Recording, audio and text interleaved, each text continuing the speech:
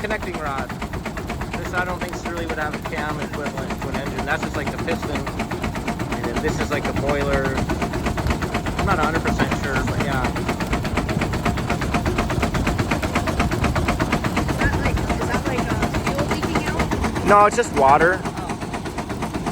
There might be a little bit of oil. I'm sure it's got oilers on it.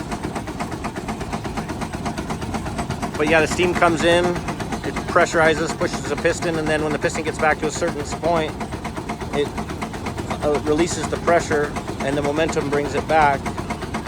And then when it brings it back, I believe it will close the valve and pressurize the other side of the cylinder, and it just does that repeatedly.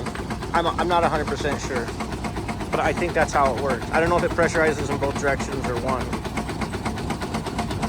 It looks complex. This is super basic. You see that gauge right there in that glass? Yeah, is that like a heat gauge? Just a water gauge. Just to tell you how much. You cannot run these out of water.